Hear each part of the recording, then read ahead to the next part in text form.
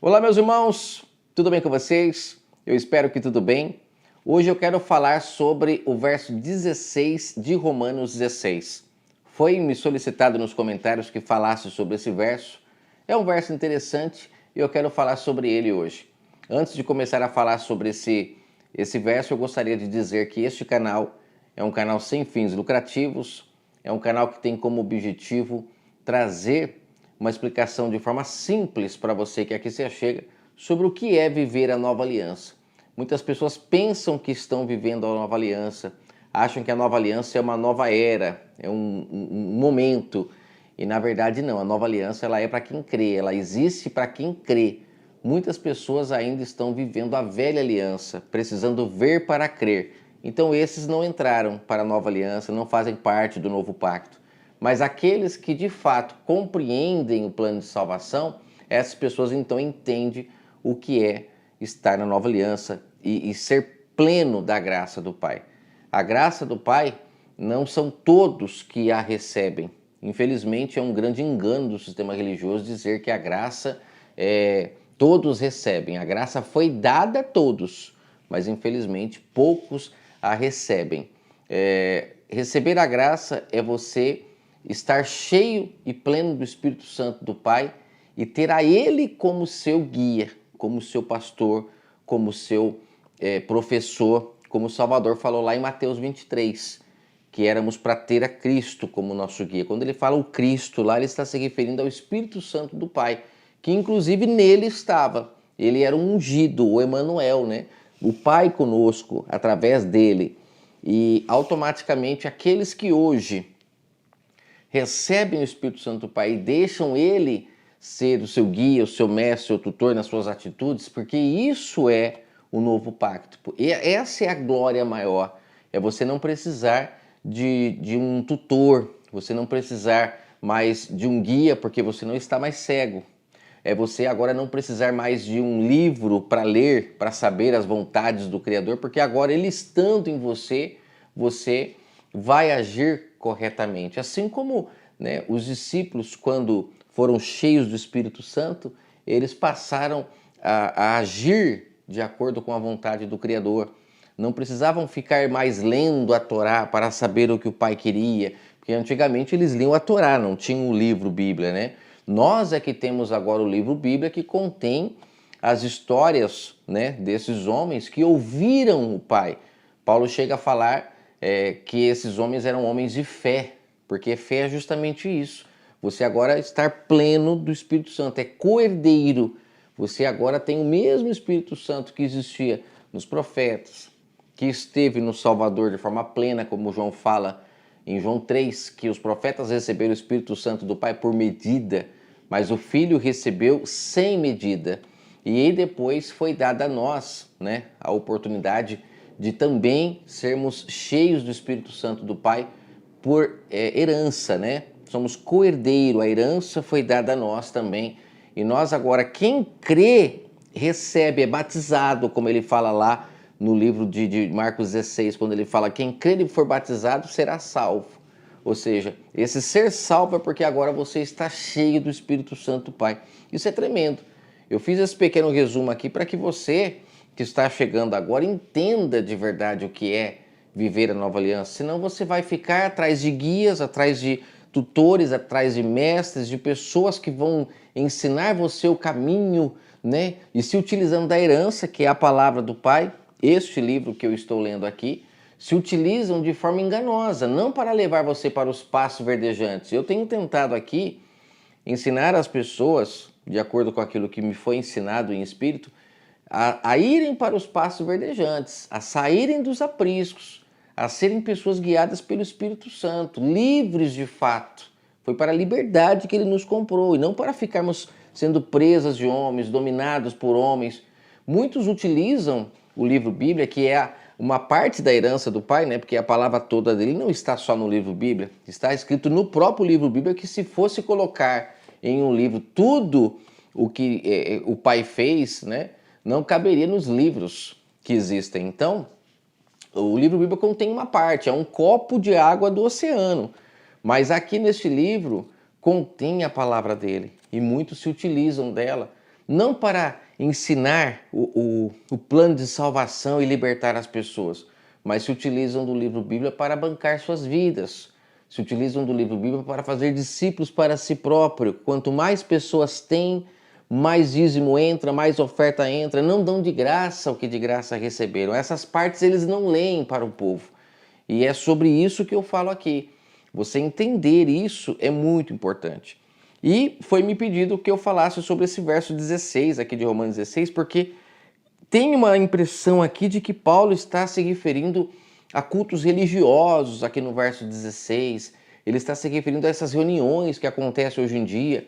E lendo aqui o verso 16, eu me lembrei de um fato que aconteceu comigo que eu vou trazer aqui para vocês. Antes, deixa eu ler o verso 16. Diz assim: saudai-vos uns aos outros com ósculo santo. Ósculo santo é um beijo, né? Você saudar as pessoas com um beijo. Todas as igrejas de Cristo vos saudam. Aqui ele mandou essa carta e ele está dizendo para as pessoas que estão lendo que todas as igrejas de Cristo vos saudam, né? Estão saudando quem está lendo. E ele fala para que as pessoas se saudem com ósculo santo, ou seja, com um beijo. Quando eu era adolescente, eu fui uma vez em uma determinada igreja, não me lembro agora qual foi, se eu não me engano, acho que foi na cristã, não sei se é a cristã que tem essa prática.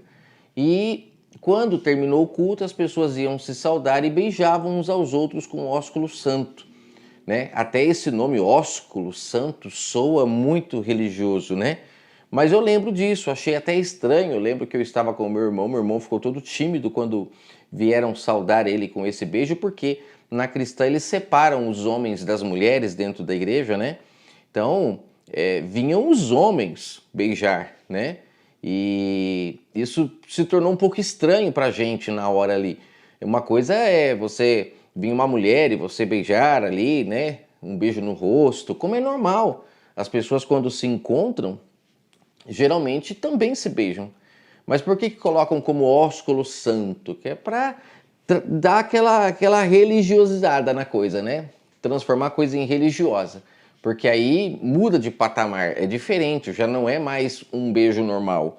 E é esse o grande problema da religião. É querer sempre engarrafar a mensagem do Pai. Eu tenho uma mensagem que eu ainda vou trazer aqui no canal, que eu vou falar sobre ela, que é sobre o vinho, né? O que é o vinho? O vinho é você pegar ali um suco de uva, por exemplo, que se fermenta, né? Você fecha e deixa guardado. Depois de um tempo, aquele líquido ali dentro ele vai se fermentando, e depois de um tempo, quando você abre, ele já está fermentado. E daí vem então a bebida já não mais pura, né? Sem malícia, sem maldade, mas agora uma bebida que já te embebeda, que já te confunde os seus sentidos. E aí a questão da bebida que se fermenta e vira uma bebida alcoólica me lembra muito a palavra do Criador, porque a palavra do Criador, ela é pura, ela é inocente, ela é sem fermento, ela é sem malícia. Mas infelizmente muitas pessoas engarrafaram a palavra dele. Por exemplo, o livro Bíblia. O livro Bíblia é um livro guardado há quantos anos essas mensagens? E se a gente não entender e colocar cada contexto em sua época, a gente se embriaga. Porque a gente tem costume de, ao abrir o livro Bíblia, sai lendo. Como eu vejo muitas pessoas, pega ali um verso lá. Esse dia eu fui numa loja que estava lá um verso bem grande assim, escrito, que Deus te dará toda a terra que você colocar o seu pé. Era uma passagem do livro de Josué, se eu não me engano. E aí eu li aquilo e eu pensei, mas aquilo foi dito para Josué, para Caleb. Aquilo não foi dito para mim. Só que está lá. E as pessoas, quando elas chegam, elas bebem disso. Bebem espiritualmente. E aí começam a achar que agora o carro que ela quer, ela vai lá e Deus vai dar para ela, a casa, o marido, a mulher. E aí as pessoas ficam doentes por causa disso, porque se embebedam do engano. Então, esse verso aqui, quando fala desse ósculo santo, essas práticas Nós temos que entender as práticas do povo antigo, como que eles viviam. E tem um detalhe aqui que me chamou muita atenção, é sempre importante a gente ler os contextos, é a questão de que Paulo aqui no contexto ele fala muito sobre as pessoas, né? Por exemplo aqui, ó, vou dar um exemplo. Recomendo a vossa irmã Febe, que é serva da igreja que está em Cencreia. Ó, serva da igreja que está em Cencreia. A gente já pensa o quê? Num templo religioso. Que a serva, a Febe era serva lá, e lá ela participava do grupo de louvor, talvez, era dirigente das irmãs, do coral, da escola dominical, como é hoje.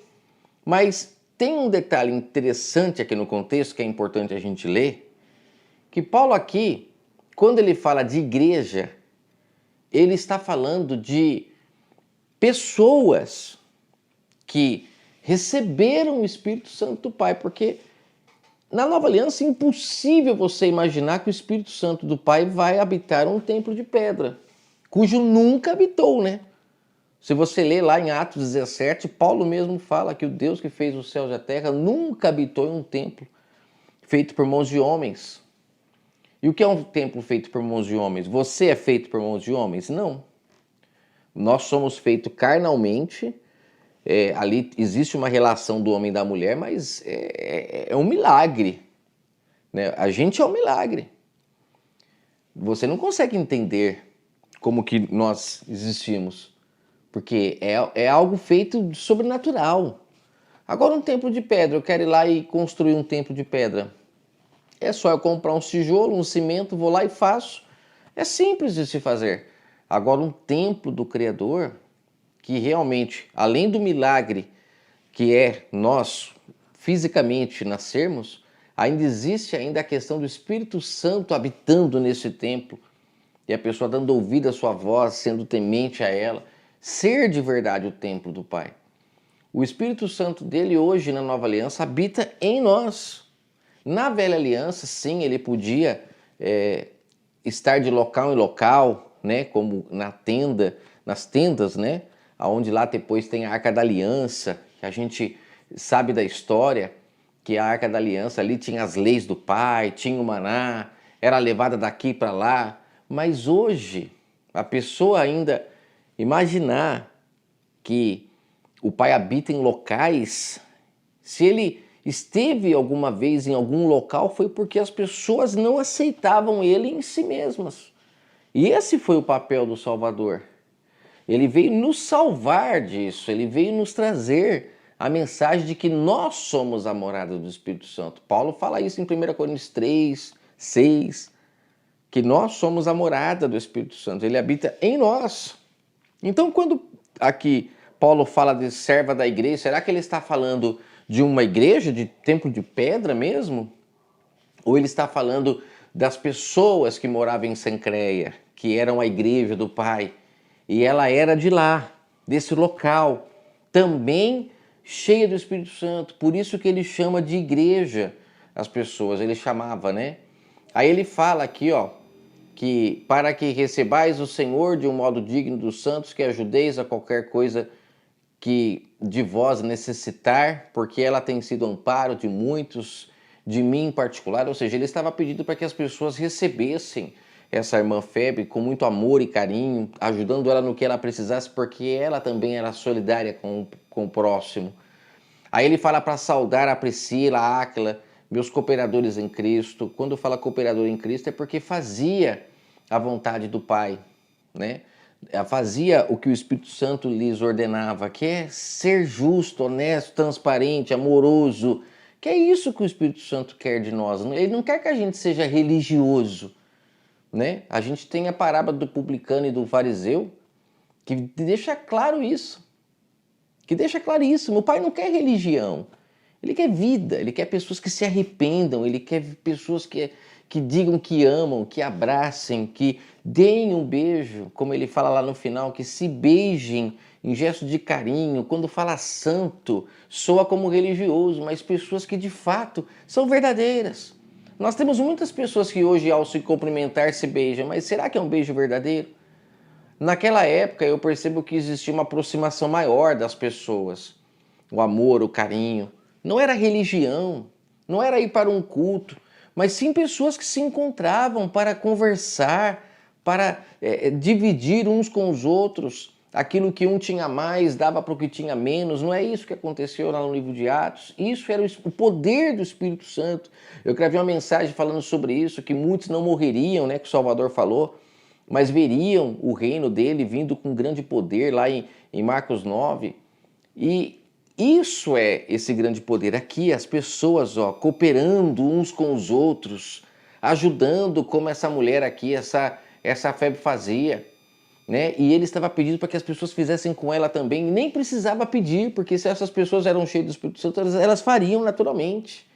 É como hoje não é carta que a gente manda, mas eu penso comigo, se eu não tivesse aqui o meu trabalho, que me toma muito meu tempo, meu Deus, eu iria visitar as pessoas, por exemplo, que estão aqui inscritas no canal, e eu tenho certeza que eu seria recebido com muito carinho, com muito amor, assim como eu também gostaria de receber a todos na minha casa. Mas vivemos em tempos difíceis, vivemos em momentos que esse tipo de ação não é tão simples assim, porque não são todos que de fato nasceram do Espírito que a gente pode confiar, nosso filho, nossa esposa. A gente não conhece quem são as pessoas. Mas naquela época as pessoas, eu tenho certeza que elas iam uma nas casas das outras, tanto é que no verso 5 ele fala, saudai também a igreja que está na casa deles. Olha só, a igreja, como pode um templo de pedra estar na casa, dentro da casa de alguém? Ele está falando das pessoas. Saudai as pessoas que estão lá dentro, os templos do Pai, que estão lá dentro da casa deles. Porque naquela época as pessoas eram mais unidas. Imagina um final de semana, a gente debaixo de um pé de manga, os irmãos alegres, felizes, conversando, né? Isso é maravilhoso. E não precisa ser uma conversa de religião, uma conversa de assuntos diversos. Mas o que importa para o Pai é o amor. É você ali naquela conversa vendo que tem alguém que não tem condição, todos se unem e ajudam, ninguém tendo falta de nada, porque é isso que o Espírito Santo faz, ele gera comunhão.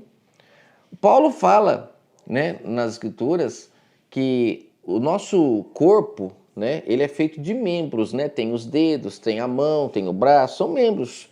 Mas por que eles estão todos interligados? Tudo funciona. Porque nenhum tem falta de nada. Se esse dedo aqui começar a parar de vir sangue para cá, ele cai. Então é tudo interligado e assim deve ser o corpo do Pai. Você está conseguindo entender? Então quando ele vai falando aqui dos meus parentes, meus companheiros de prisão, os quais são bem conceituados entre os apóstolos, pessoas cheias do Espírito Santo. Mas não é aquela pessoa cheia do Espírito Santo lá dentro do templo, que pula lá dentro do templo. Eu lembro que quando eu era pequeno, eu fui em um culto em que tinha um pastor pregando e, como eles dizem, o culto pegou fogo. O povo pulando e tal, para lá e para cá. Nossa, foi um culto muito gostoso para quem estava ali dentro daquele engano.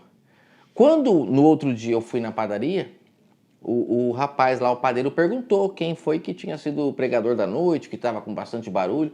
E eu disse quem era. Ele falou, aquele cara tá devendo aqui. Eu falei, o quê? Ele falou, tá devendo aqui para mim, deve pro fulano também. Ele veio ele citou a cidade que ele morava antes, chamava Santa Cruz das Palmeiras. Ele falou assim, ele veio de lá fugido, devendo para todo mundo lá. Eu falei, e como pode um homem desse trazer a mensagem do Pai e o povo tudo pulando? É porque sabe usar as palavras, manipula, né, a vinha do Pai a seu bel prazer, e o povo gosta de palavras que inflam o ego dela. Você pode perceber que a maioria desses cultos que o povo pula, que grita, tá falando que você vai conseguir, que Deus vai te honrar, que você vai ser próspero, que você vai ter casa, vai ter carro. É sempre isso. E as pessoas querem. E aí elas caem que nem patinho. Eu nunca percebia isso quando eu estava cego. Hoje eu vejo. Então, assim, isso que Paulo está falando aqui, de maneira nenhuma ele está falando de um culto religioso, mas ele está falando de pessoas que acordaram, que a luz da mensagem do Pai mostrou a elas que é o amor que tem que ser a liga entre nós. Não é nada de religião, nada de religião.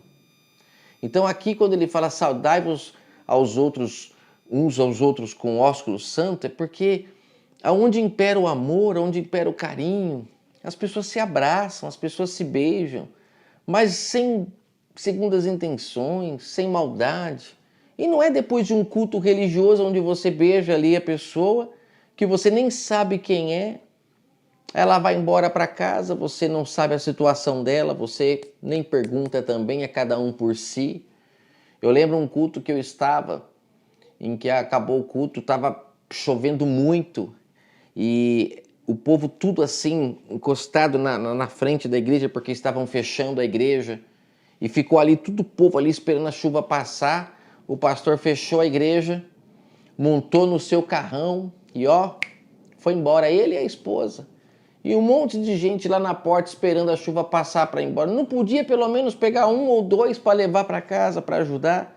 Ou deixasse o templo aberto para o povo esperar até acabar a chuva? Adianta esse ósculo santo, esse beijo no final do culto, se as pessoas não estão nem aí umas para as outras? Agora, experimente receber um beijo de uma pessoa que de fato te ama, que se importa com você e que se você tiver alguma situação difícil, ela vai entrar em contato com você e você vai ajudá-la porque ela sabe da sua índole, sabe que você não está abusando da boa vontade. Ao mesmo tempo, você sabe da vontade dela de sempre querer o seu bem e também você faria o mesmo por ela. Isso é um beijo santo, porque é verdadeiro. Não é simplesmente um beijo chamado de santo. Isso é história para boi dormir, gente, me desculpa. E aqui embaixo ele fala, cuidado com os falsos servos. Quem são esses falsos servos? Pessoas que propagam esse tipo de engano, de que esse beijo santo aqui é no culto, quando acaba o culto. Não, é no dia a dia, que você tem que ter amor pelas pessoas. Não aceitar ver alguém sendo injustiçado.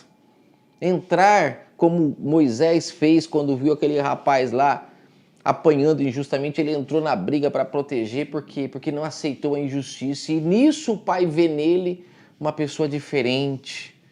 Nisso o pai vê nele uma pessoa que ouviu a sua voz. Que o Eterno possa encontrar a muitos que ouçam a sua voz, que aceitem ser o seu templo de verdade e que beijem sim uns aos outros. Não precisa ser santo num templo, mas beije as pessoas que você ama. Beije seu pai, beije sua mãe, sua esposa, seu filho, seu amigo. As pessoas vão até se surpreender.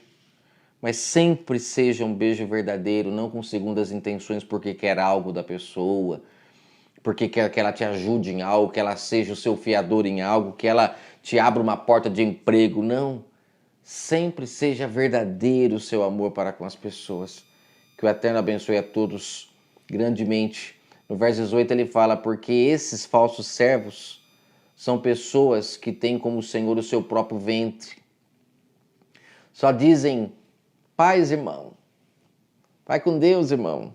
Deus te abençoe, irmão. O Senhor é contigo, irmão, porque quer a sua lã. No dia que você não quiser mais dar a lã para ele, como eu conheço muitos casos de pessoas que porque não dão dízimo, porque não dão oferta, não tem nem oportunidade no culto para dar uma palavra, é um anônimo. É só a lã que importa. Ó, são pessoas que têm palavras suaves, como aquele culto lá que eu falei que eu fui, pessoas que têm palavras lisonjas, que enganam os corações dos inocentes. Que o Criador te liberte dessas pessoas. Um forte abraço.